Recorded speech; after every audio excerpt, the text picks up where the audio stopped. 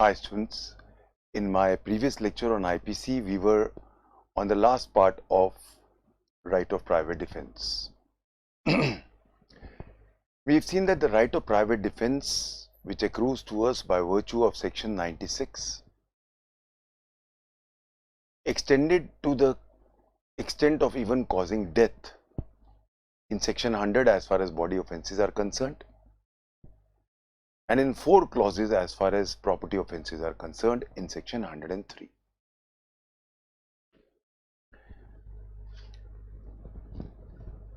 The right of private defense, when does it begin? Section 102 for body offenses and section 105 for property offenses. In body offenses, we read in section 102, moment there is an attempt or there is a threat, basically threat of a reasonable apprehension that harm is going to be caused.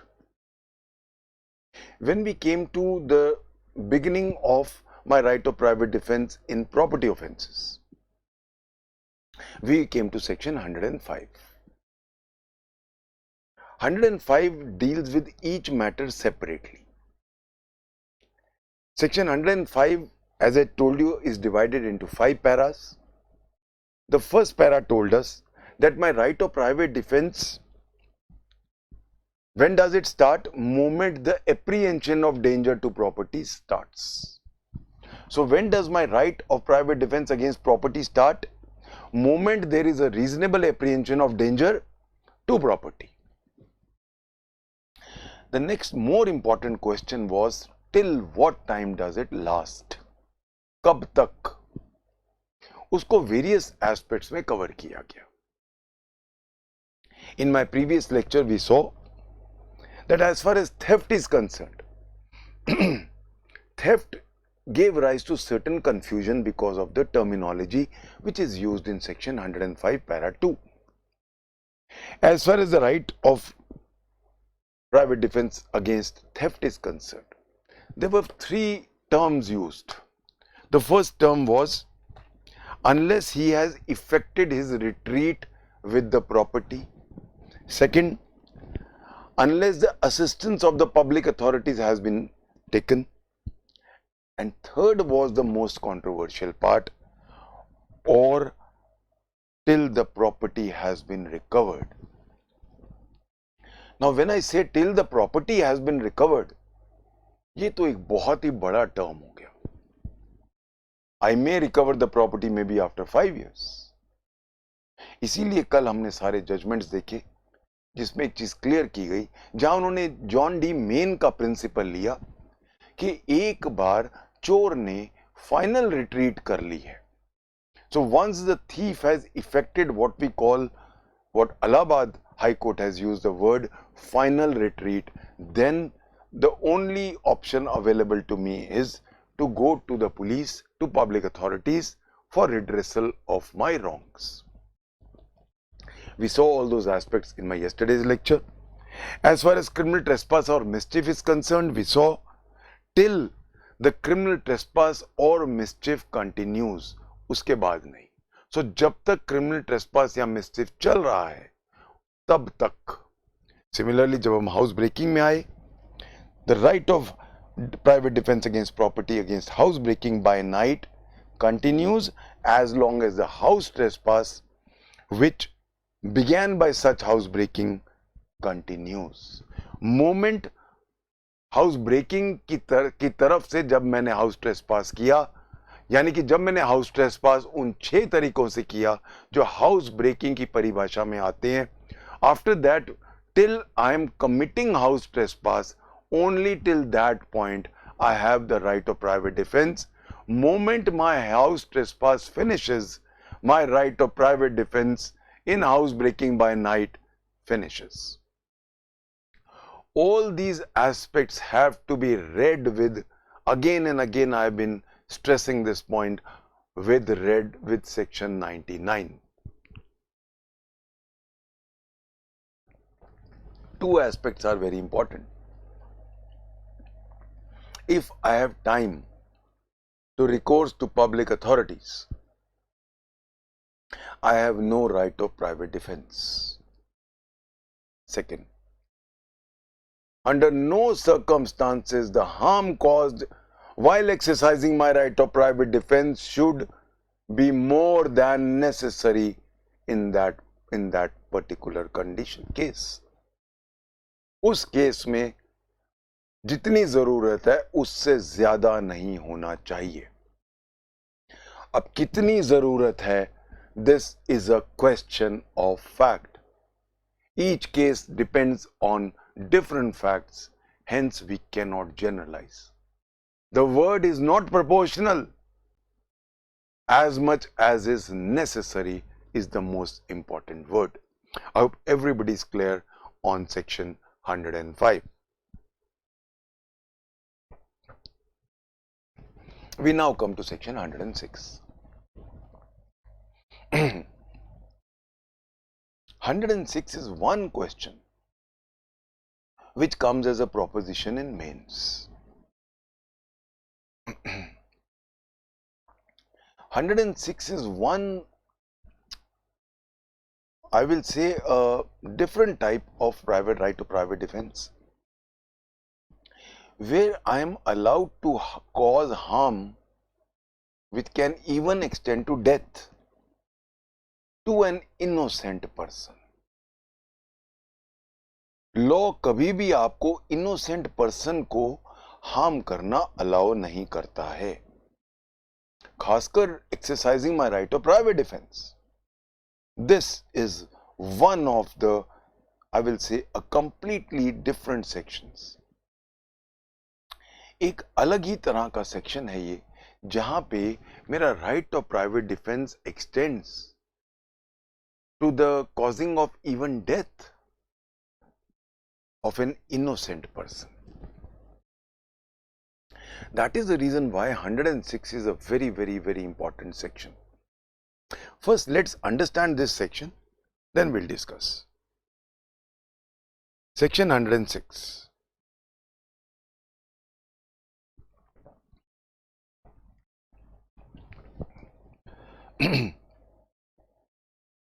If in the exercise of the right of private defense against an assault which reasonably causes the apprehension of death. यहां रुक जाते हैं. The first point is, मेरे खिलाफ एक assault हुआ है. That assault raises an apprehension of death. Reasonably raises an apprehension of death. तो पहला पॉइंट ये हो गया कि मेरे खिलाफ एक असॉल्ट हो चुका है जिससे मेरा राइट ऑफ प्राइवेट डिफेंस आ रहा है, और वो असॉल्ट ऐसा है which has now given rise to a reasonable apprehension कि मैं उसमें मर सकता हूं. पहला part. Now the reasonable apprehension of death है, reasonable apprehension of grievous hurt नहीं है. So there is no reasonable apprehension of less than death. So 106 has no applicability if the reasonable apprehension is anything less than death. It is neither wrongful restraint, nor rape, nor grievous hurt. Nothing less than reasonable apprehension of death. पहला point. यही proposition जब आते हैं, आपको सबसे पहले यही चीज देखनी है, रीजनेबल एप्रीहेंशन किस चीज का है.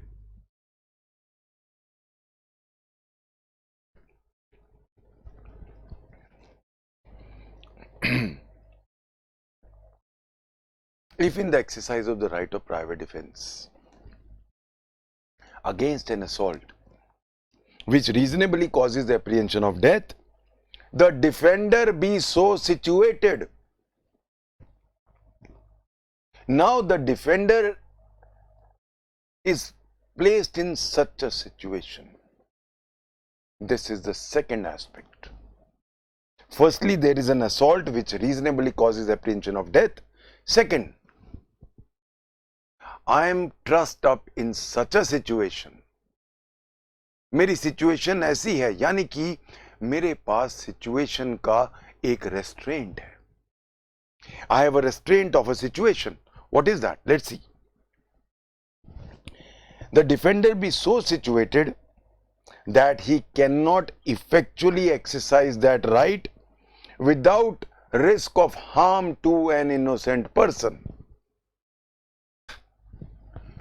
मैं ऐसी स्थिति में हूं कि अगर मैं right of private defence exercise करूं तो उसमें हो सकता है कि कोई इनोसेंट आदमी को हार्म पहुंचे. तब सेक्शन 106 मुझे वो रिस्क कि एक इनोसेंट आदमी भी हार्म हो सकता है. Now the word harm here includes death, because the assault is of death, an apprehension of death. It comes under section 100. As a result, I can exercise my right of private defense even to the extent of voluntarily causing death. But while voluntarily causing the death of the assailant, chances are there that an innocent person may be hurt. Illustration पढ़ते हैं. बहुत अच्छा illustration है. ये illustration आपके exam में आ सकता है, खास ख्याल रखना है. A is attacked by a mob who attempt to murder him. He cannot effectually exercise his right of private defense without firing on the mob. And he cannot fire without risk of harming young children who are mingled with the mob. A commits no offense if by so firing he harms any of the children. एक mob ने attack कर दिया, एक की जान जा सकती है.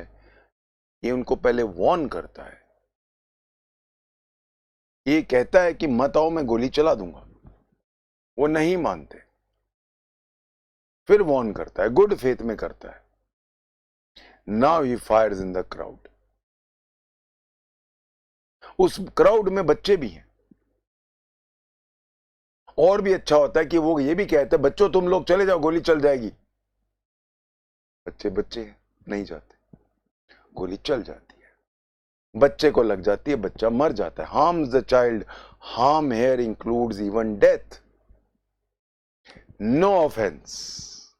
That is why I said ये क्वेश्चन ध्यान रखना, ये आएगा आपके एग्जाम्स में, इस तरह का क्वेश्चन आएगा. ऐसे बहुत सारे हमारे पास रियल लाइफ केसेस हैं.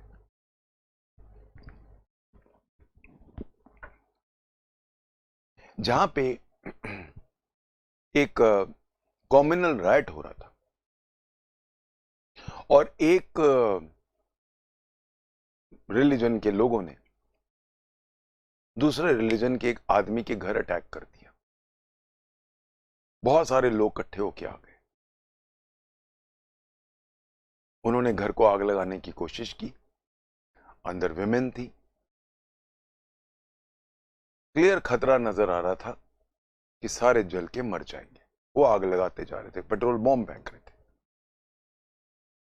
वो जो आदमी था वो ऊपर गया छत पे और उसने उनको वार्न किया कि तुम लोग चले जाओ, मैं फायरिंग करने वाला हूं. वो नहीं माने. इनफैक्ट उसके ऊपर भी एक पेट्रोल बॉम्ब फेंका जिसको लगा नहीं, आग नहीं लगी. ही फायर्ड. 7-8 राउंड फायर किए. बाद में ये पॉइंट आया कि कोई लोग ऐसे मर गए जो इनोसेंट थे. The supreme court held that he was protected by section 106. तो अगर आप कोई ऐसी स्थिति में आ गए जहां पे आपको आपका राइट ऑफ प्राइवेट डिफेंस, वो भी कौन सी जगह, सिर्फ जहां पे रीजनेबल एप्रीहेंशन ऑफ डेथ हो गया है, तो नेचुरली आप भी डेथ कॉज कर सकते हो. पर आप ऐसी सिचुएशन में हो कि अगर आप प्राइवेट डिफेंस का राइट एक्सरसाइज करो, आपकी सिचुएशन ऐसे है कि उसमें इनोसेंट लोग मर सकते हैं. अगर मर जाते हैं, please remember there should be no intention to kill the innocent person. ये नहीं कि मैं उनको बोलूं तुम चले आओ नहीं तो मैं बच्चे को मार दूंगा, अब नहीं है। सो जहां मेरा कोई ऐसा इंटेंशन नहीं, इनफैक्ट इंटेंशन बच्चे को बचाने की है, तो फिर मेरे को 106 का बेनिफिट मिलेगा। इसको ध्यान से रख लेना। इसके ऊपर मेरे पास Ishaq versus state of Madhya Pradesh भी है। ए was attacked with a mob by a mob and intending to murder him, and he had no other option but to fire at the mob. He was acquitted. उसमें लोग मर गए, innocent भी थे। एक और है सुप्रीम कोर्ट का case, Wasan Singh versus state of Punjab. There was a fight between two groups. The accused himself has received 9 injuries. When assailants came with a gun to shoot him, to save himself, he shot at them. However, he hit an innocent woman bystander, killing her. Supreme Court held that the accused had a right of private defense to even have the risk of killing an innocent woman by section 106. So this finishes our entire topic of right of private defense.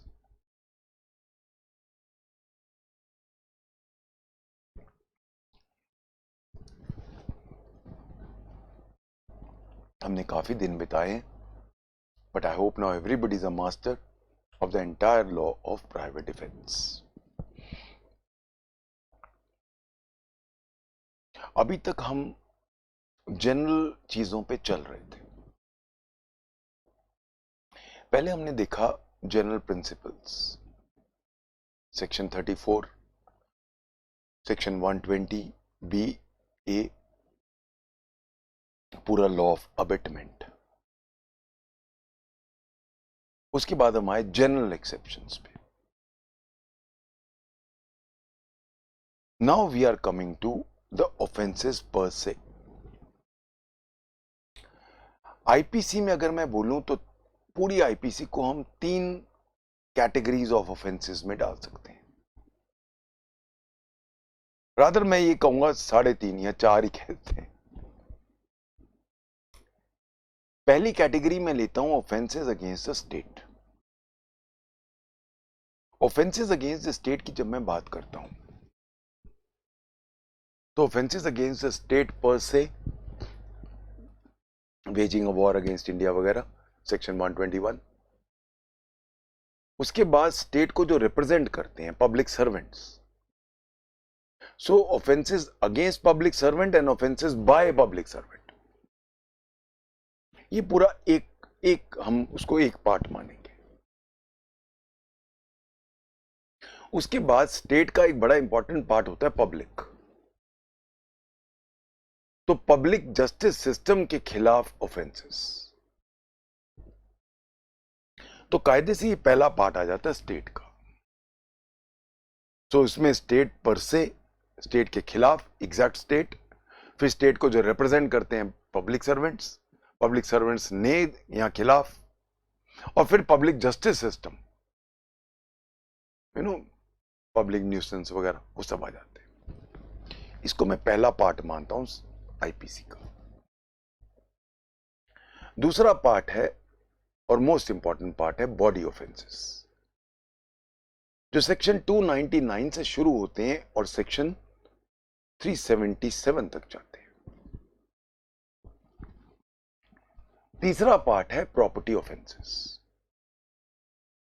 Property offences जो हैं कायदे से 378 से शुरू हो जाते हैं and right till 490 तक जाते हैं।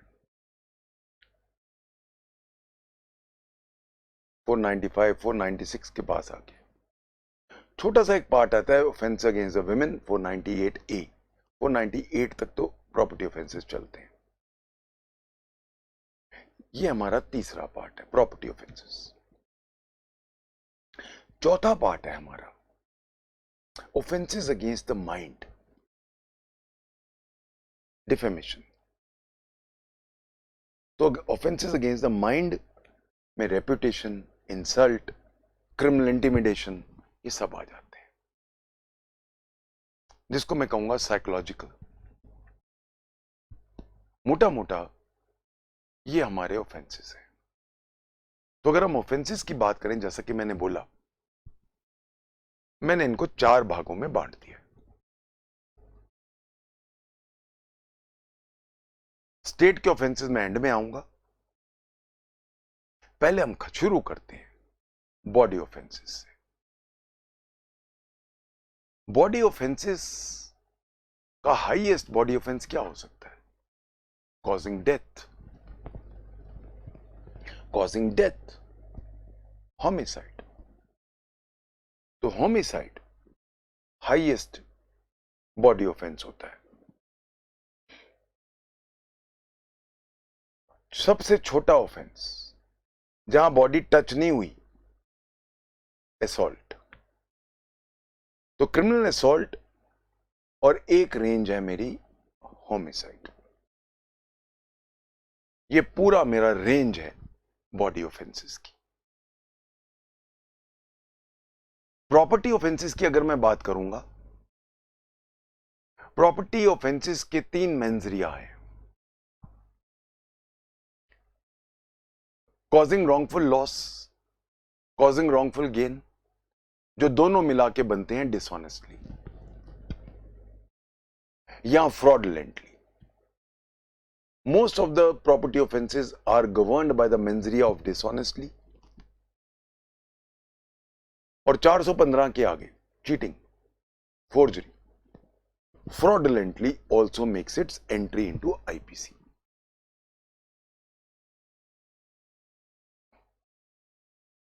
जो माइंड के खिलाफ ऑफेंसेस हैं, वो कायदे से एक्सेप्शंस हैं। वो जो हैं, पर कहीं ना कहीं वो मेरे पे बहुत बड़ा असर छोड़ते हैं। कायदे से माइंड के ऑफेंसेस रॉन्ग्स होते हैं, चाहे वो डिफेमेशन है, चाहे वो क्रिमिनल इंटिमिडेशन है या इंसल्ट है। इसलिए हमने उसको बिल्कुल एंड पार्ट में आईपीसी में रखा है। जैसे हम रेजिड्यू के पार्ट बाद में लाते हैं, रेजिड्यू का पार्ट हम बाद में लाते हैं। आखिरी सेक्शन हमारा अटेम्प्ट है 511। जहां तक हमारे स्टेट ऑफेंसेस का सवाल है, ऑफेंसेस अगेंस्ट द स्टेट का सवाल है, most of them are strict liability offences. Whoever wages a war against India, इतने सीरियस ऑफेंस होते हैं क्योंकि अगर स्टेट नहीं है तो हम नहीं है। अलग अलग तरह से डील किया गया है चारों भागों को। हम पहले शुरू कर रहे हैं body offences, and IPC starts with the highest body offence and goes on to the lowest body offence. तो कायदे से देखो ऐसे जा रहा है। सबसे ऊपर culpable homicide, culpable homicide which may amount to murder, grievous hurt, wrongful restraint, wrongful confinement,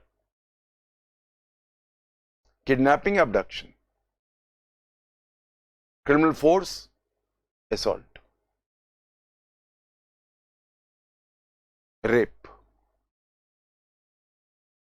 what we will call end में आता है sexual offenses, 376, 377। एक पैटर्न है आईपीसी का। जब हम वो पैटर्न समझ जाते हैं तो बहुत सिंपल है आईपीसी। IPC not difficult.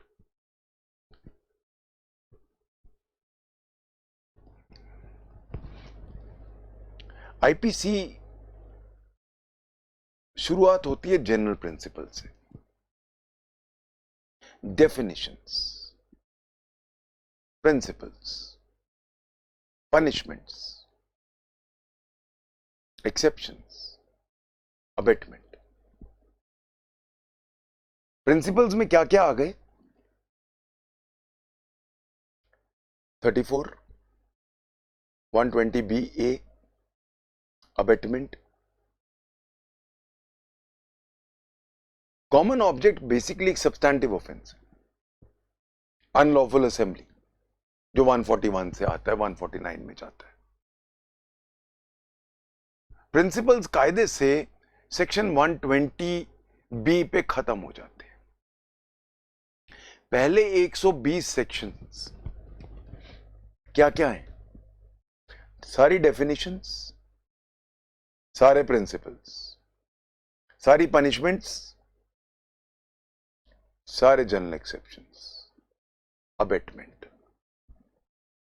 121 से आईपीसी शुरू होती है. आईपीसी के डेफिनेट ऑफेंसेस शुरू होते हैं. प्रिंसिपल बंद हो जाते हैं, स्पेसिफिक ऑफेंसेस शुरू हो जाते हैं. स्पेसिफिक ऑफेंसेस को हम अगेन 4 पार्ट्स में डिवाइड कर सकते हैं. पहला part, offences against the state, offenses against and by and for against the persons representing the state, offenses by persons who are constituting a part of the state यानी public justice system. वहां खत्म होते ही second part शुरू हो जाता है body offences. Body offences खत्म होते ही प्रॉपर्टी ऑफेंसेस. प्रॉपर्टी ऑफेंसेस खत्म होते ही जो रेजिड्यूअल हैं, जो मोस्टली माइंड से कनेक्टेड है, साइकी से कनेक्टेड है, वो आखिरी हमारे रेजिडुअल सेक्शन शुरू हो जाते हैं 499 से लेकर 510 तक. और ये 511 जो है आखिरी सेक्शन है जो हमारा अटेम्प्ट का है. With all this background in our mind, we now go to section 299, culpable homicide.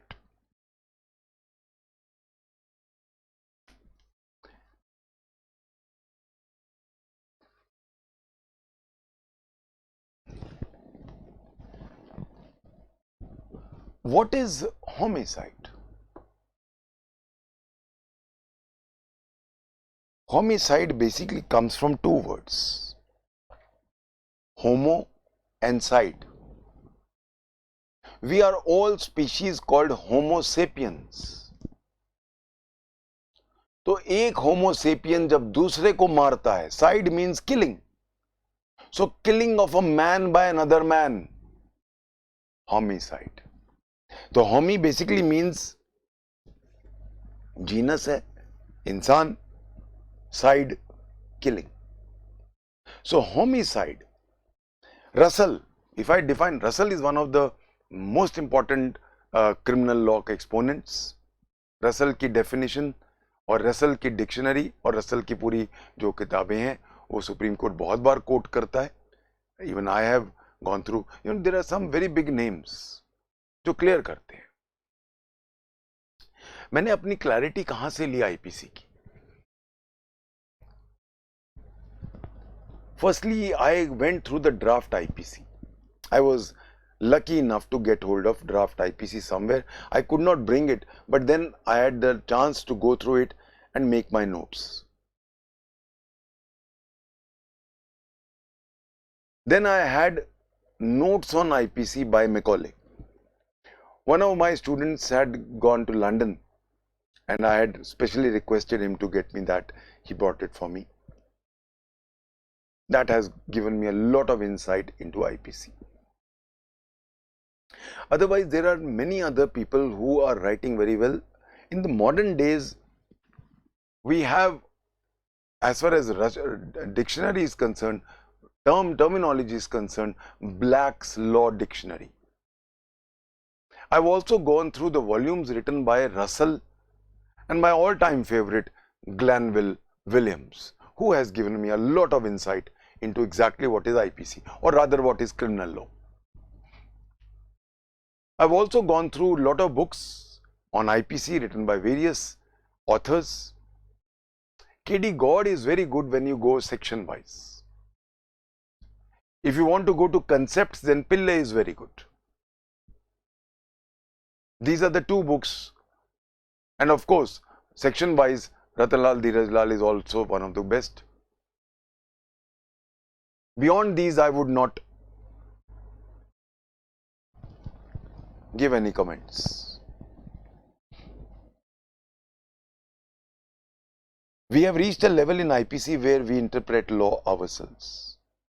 Many interpretations have not been given in many books. I hope all my students are benefiting from the interpretations we have made over a period of years. When we come to homicide, Russell defines homicide as killing of a human being by another human being. So, killing of a human being by another human being, homicide. But the word is not homicide. The word is culpable homicide. Culpable means that homicide for which I can be held liable for. That homicide जिसके लिए मुझे punish किया जा सकता है. So एक homicide culpable कब होती है? Punishable कब होती है? Section 299. Homicides can be broadly divided into two parts.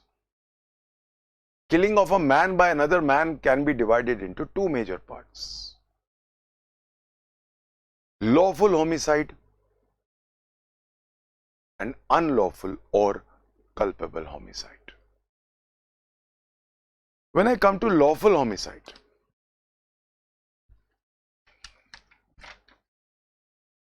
lawful homicide can further be divided into two parts: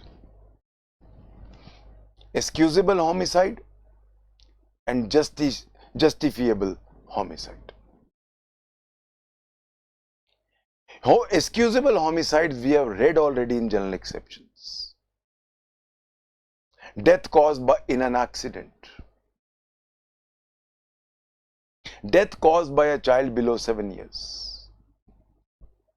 Death caused by a person under Section 84, a person of unsound mind who is unable to understand the nature and consequences of his act.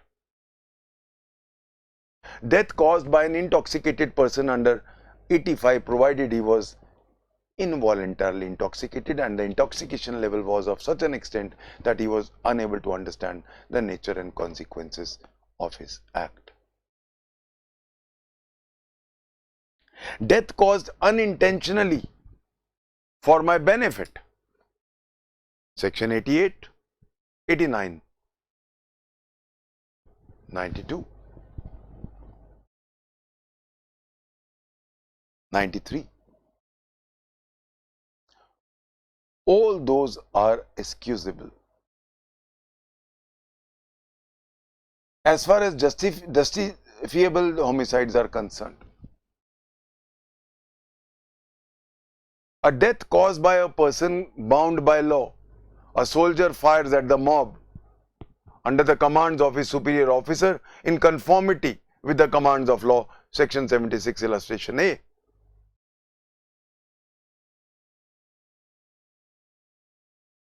Necessity.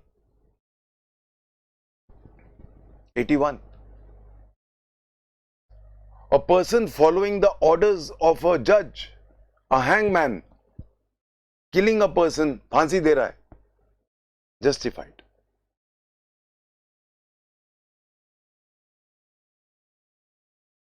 All deaths caused in my exercise of the right of Section 100, voluntarily causing death under Section 100, Section 103, Section 106. One difference here is that in Section 106, which we just discussed, the word voluntary is missing. I don't have an intention to kill, but I do have knowledge that there may be the death of an innocent person. That is why the word voluntarily causing death, which was there in 100 and 103, was not there in Section 106. All these are excusable or justifiable homicides. These homicides are not culpable. These homicides are not punishable. If those conditions which are laid down in general exceptions are clarified and they are now proved in the court of law, I am not liable. Question arises, when am I liable? When am I liable for homicide? Homicide can further be divided now, culpable homicide, or rather I will use the word homicide for which I am punishable.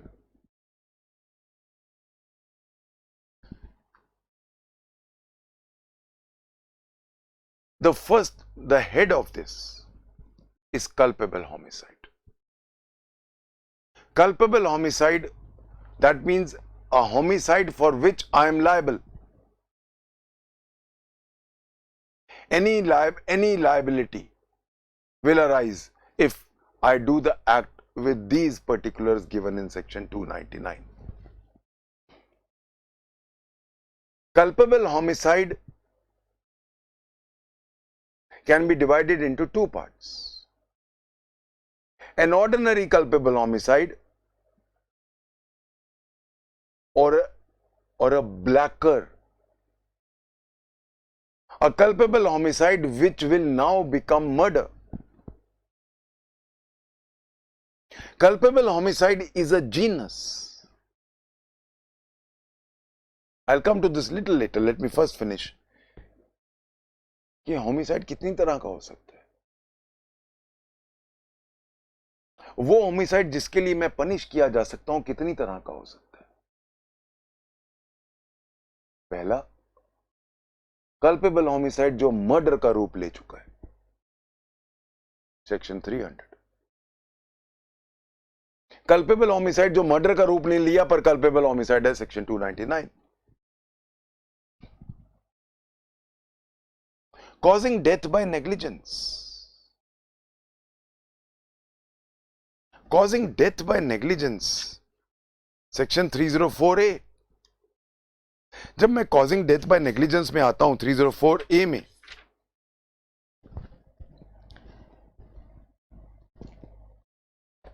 Homicide word use नहीं हुआ, causing death word use हुआ है.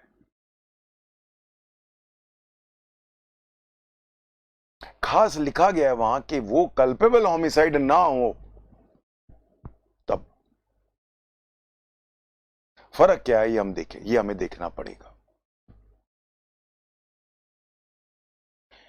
तीसरा, जहां मैं liable हो सकता हूं किसी की डेथ करने के लिए, मैंने किसी को अबेटमेंट, सुसाइड का अबेटमेंट कर दिया. सुसाइड का अबेटमेंट भी दो तरह का, एक वो आदमी जो अपनी सोचने समझने की शक्ति नहीं है, और एक वो जिसकी सोचने समझने की शक्ति है. 305 और 306. उसके बाद डाउरी डेथ 304B. उसके बाद इनके अटेम्प्ट्स. ये सारे कॉजिंग ऑफ डेथ पनिशेबल हैं. So the question arises, when is are all causings of death of a human being by another human being punishable? No.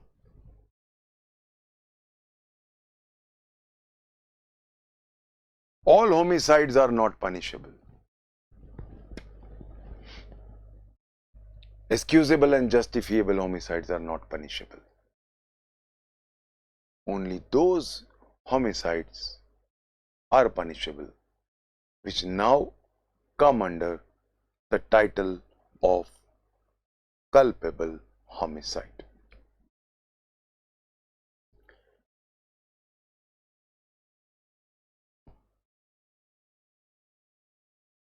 You know, when I talk about culpable homicide,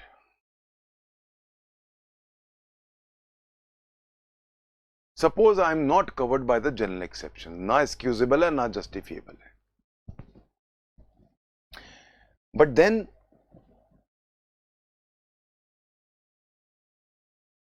मैंने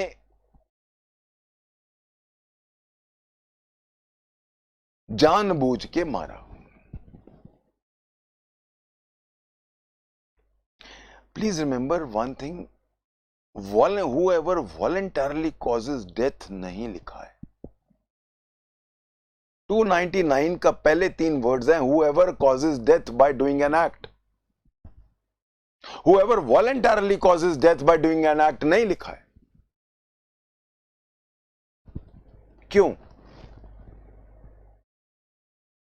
मैं कॉले अपना ही law भूल गया? No. अगर मैं reason to believe add कर देता, हर एक्ट मेरा जो 304A में जा रहा है वो रीजन टू बिलीव में आ जाता। बहुत थिन लाइन रह जाती रीजन टू बिलीव में और नेग्लिजेंस में।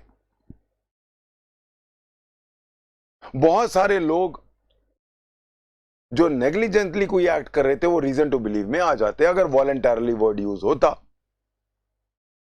इसीलिए हम वॉलंटरली वर्ड यूज नहीं करेंगे। इतना ही नहीं,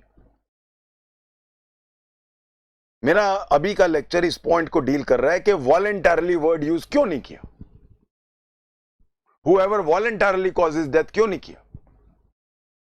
पहला रीजन है कि हम रीजन टू बिलीव इसमें नहीं लाना चाहते थे। क्यों? इसमें हम डेथ पेनल्टी देने वाले हैं आपको। तो बचा क्या? वॉलंटरी सेक्शन 39 3 पार्ट्स में डिवाइडेड है। Intention, knowledge, reason to believe.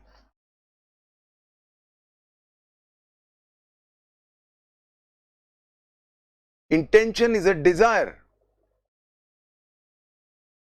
knowledge is foreseeability of consequences, reason to believe तो है ही नहीं है। Now जहां मैं एक्ट कर रहा हूं with foreseeability of consequences कि ऐसा होगा, बट मेरी डिजायर नहीं है।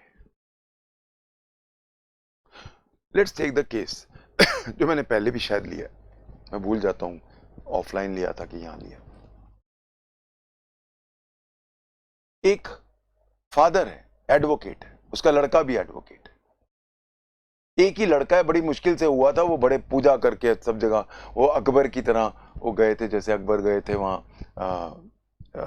अजमेर शरीफ,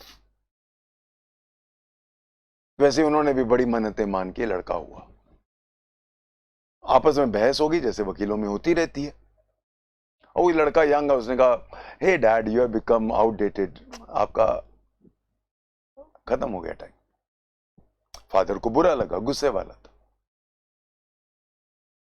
कहा सुनी बढ़ गई, और उसने जो यहां पे टेबल पे बहुत सारी चीजें पड़ी थी, उसने एक पेपर नाइफ उठाया। उसने पेपर नाइफ क्यों उठाया? डस्टर भी तो मार सकता था, मुक्का भी तो मार सकता था, पेपर वेट पड़ा था वो भी मार सकता था। नाइफ क्यों उठाया? क्योंकि उसको पता था नाइफ से ये चोट लग सकती है।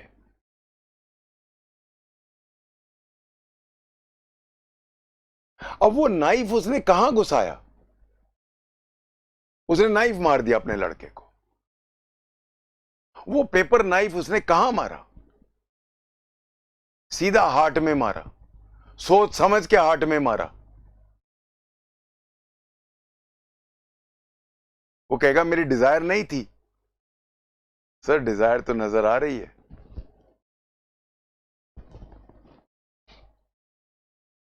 बट जहां मैंने नाइफ मारा, एक बार मारा, हार्ट में नहीं मारा, सामने ऐसे ही मार दिया, एब्डोमेन में लग गया,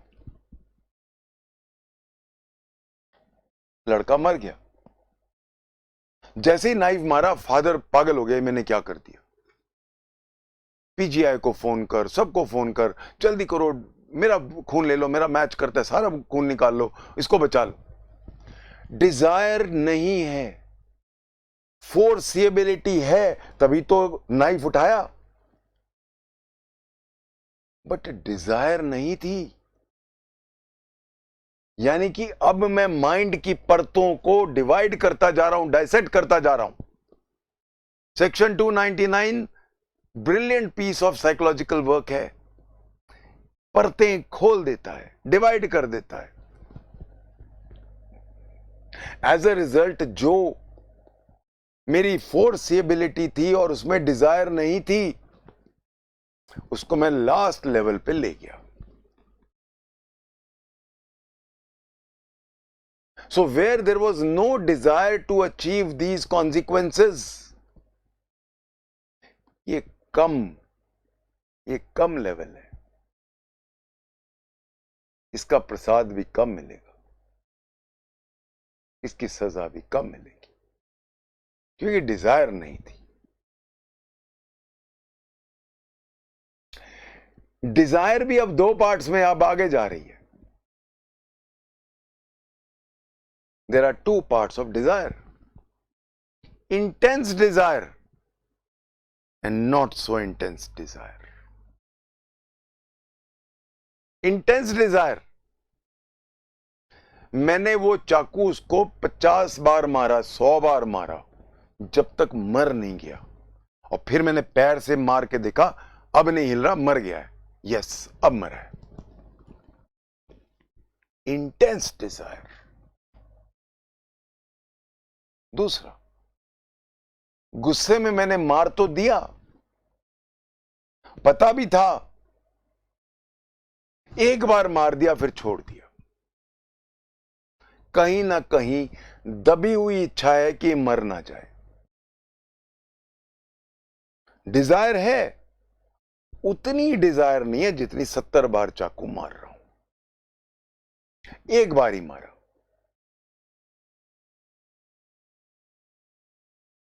ऐसे केसेस में जहां बहुत ज्यादा डिजायर है और जहां कम डिजायर है, इंटेंशन को दो पार्ट्स में डिवाइड कर दिया। वो इंटेंशन जहां डिजायर इंटेंस है, और वो इंटेंशन जहां उतनी इंटेंस नहीं है, पर डिजायर है, पर उतनी नहीं है। और तीसरे में डिजायर नहीं है, there is no desire to kill,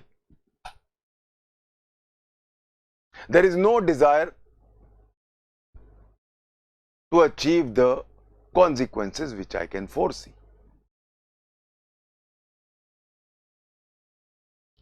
culpable homicide के 3 क्लॉजेज हैं। नाम क्लॉजेज ABCD नहीं दिए हुए हैं, पर सारे सुप्रीम कोर्ट जजमेंट्स में लिखा है clause A, clause B। Clauses नहीं है, वो पैराज हैं, उन पैरा को हम क्लॉज मानते हैं। तो बहुत जगह आप सुप्रीम कोर्ट के जजमेंट्स पढ़ोगे, in clause B there is no clause per se, but then it is deemed as clause. Whoever causes death by doing an act, A with an intense desire to kill, B with a desire to kill but not with an intense desire to kill, and C with no desire to kill but with foreseeability of consequences. दो intention, एक knowledge is said to cause culpable homicide. जो highest level है उसको मैं क्या बोलूंगा? Culpable homicide of the first degree. जो कम Dzire वाली है उसको क्या बोलूंगा? Culpable homicide of the second degree. जहां डिजायर है ही नहीं उसको क्या बोलूंगा? Culpable homicide of the third degree. जितनी ज्यादा मेरी डिजायर, उतनी ज्यादा पनिशमेंट। जहां मेरी इंटेंस डिजायर है उसको मैं कहूंगा काला, ब्लैक। उसकी पनिशमेंट भी काली है, फांसी है या लाइफ इंप्रिजनमेंट है।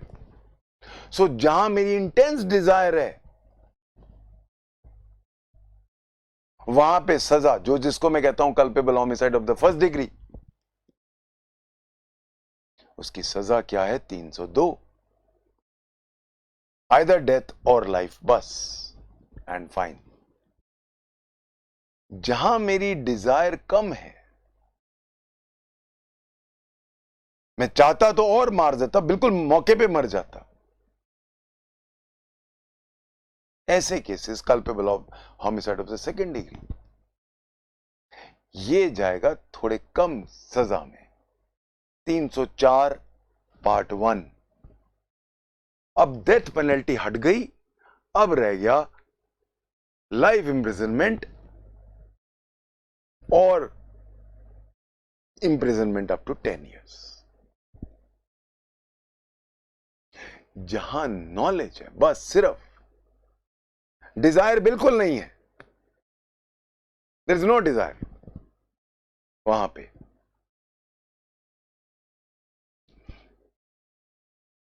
लाइफ इंप्रिजनमेंट खत्म, एक एक करके खत्म। ऊपर वाले में डेथ और लाइफ थी, दूसरे में डेथ खत्म हो गई, लाइफ या 10 साल रहेगी, या सिर्फ अप टू 10 इयर्स और फाइन, और फाइन। एक बात याद रखनी है, अगर आप सेक्शन 100, 103 या 106 में किसी की डेथ नहीं कर रहे, या जहां एक्सक्यूजेबल या जस्टिफिएबल नहीं है, IPC does not allow you to kill anybody. मैंने आपको पहले भी बताया था, euthanasia is not allowed, section 88 ने बिल्कुल मना किया।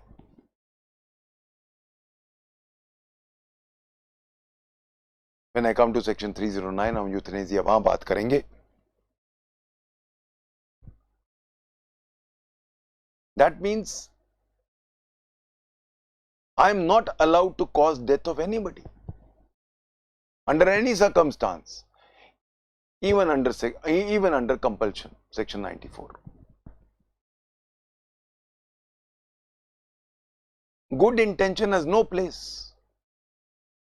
जहां मैंने आपको वो एग्जाम्पल दिया था, एक न्यूली मैरिड कपल हनीमून के लिए जा रहा था और रास्ते में गाड़ी को आग लग गई, हस्बैंड बाहर निकल आया, वाइफ बाहर निकल नहीं पा रही है, उसमें फंस जाती है, पेट्रोल उसके ऊपर गिर रहा है, उसको आग लग रही है, हस्बैंड उसको गोली मार देता है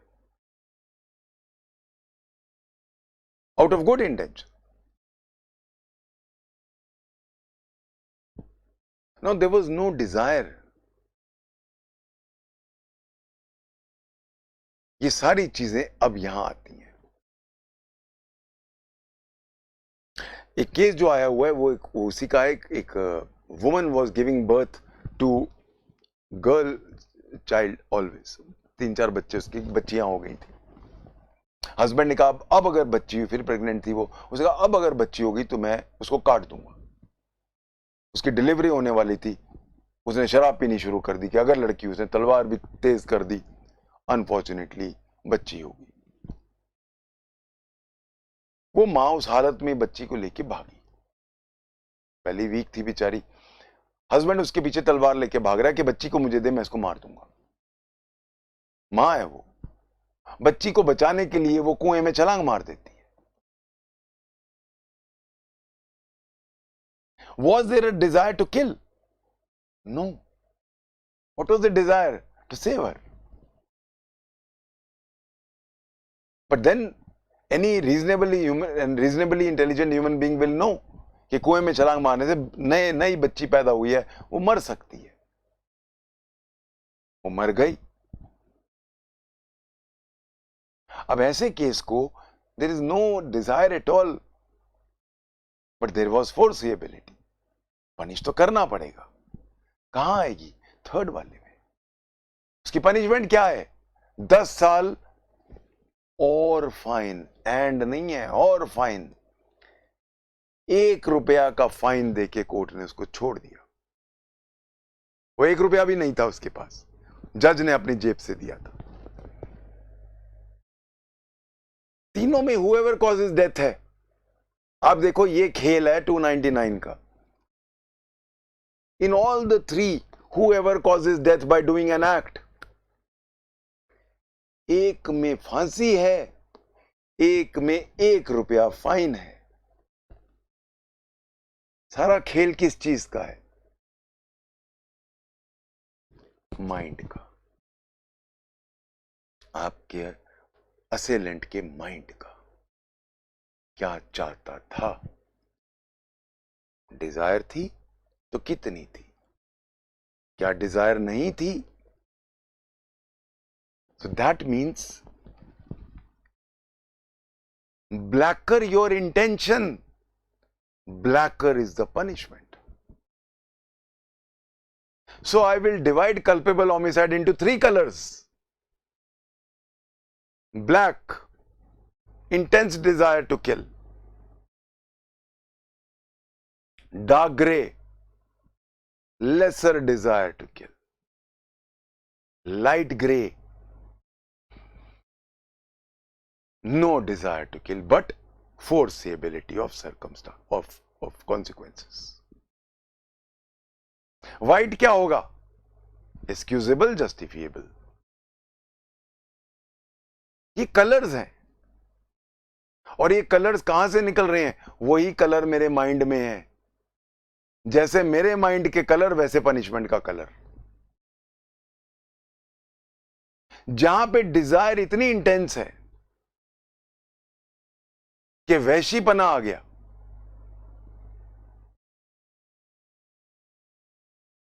he has become an animal.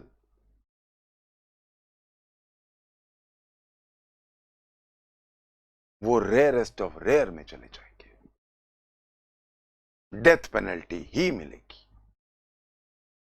दो death penalties against all the present norms of developed societies. Death penalty in most of the developed societies is a thing of yesterday. So please remember, mind की परतें हैं. 299 is nothing but a dissection of the mind. 299 is nothing but the entire balance of desire and punishment. Desire, intense, or rather intense desire, desire and no desire. इसको हम कहते हैं culpable homicide.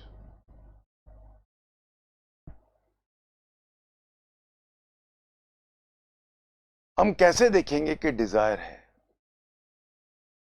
माई acts कैसे मरा, वो betray करता है. 70 बार चाकू उसके हार्ट में, माइंड, उसके सर पे वगैरह. क्या बिट्रे करता है? गुस्सा, रिवेंज, इंटेंस डिजायर. एक ही चाकू मारा. यू नो, सबसे ज्यादा केसेस मर्डर पे क्यों होते हैं? मतलब मर्डर के इतने सुप्रीम कोर्ट के केसेस क्यों होते हैं? क्योंकि हर केस अलग है. मर्डर एक, रादर कल्पेबल होमिसाइड एक ऐसी चीज है जो दो केसेस अब एक दूसरे के ऊपर सुपर इंपोज नहीं किए जा सकते. छोटी सी चीज फर्क डाल देगी. एग्जाम्पल लेते हैं, ए और बी की लड़ाई हो गई. रॉड पड़ी थी लोहे की, लाठी पड़ी थी. ए ने लाठी उठाई, बी के सिर पे एक बार मारी. एक बार मारते ही इतनी जोर की मारी कि बी मौके पे मर गया. कल को वो कहेगा, सर मैंने तो रॉड नहीं उठाई, मैंने तो लाठी मारी. पर लाठी मैंने कितनी फोर्स से मारी, इस फोर्स से क्या नजर आ रहा है? मेरी इंटेंस डिजायर है ये मर जाए. बट मैंने रॉड नहीं उठाई, लाठी उठाई, एक बार सिर्फ सिर पे मारा, पर इतने जोर की नहीं मारा कि मौके पे मर जाए, उसका एक हेयर लाइन फ्रैक्चर हो गया। Now it is different. एक ही एक्ट है, एक ही लाठी है, एक ही वार है, इंटेंसिटी वार की क्या है। दूसरा, बी की उम्र क्या है, बी 80 साल का बुजुर्ग है, बी 20 साल का लड़का है, फर्क आ गया। अगर कहीं इंटेंसिटी नापी जा सकती, वही इंटेंसिटी से मैं एक बी 80 साल को मार रहा हूं और वही इंटेंसिटी से मैं बी 20 साल के लड़के को मार रहा हूं, फर्क है। तभी मैंने कहा हर केस फर्क हो जाता है। These are the complexities of section 299. I've run out of time.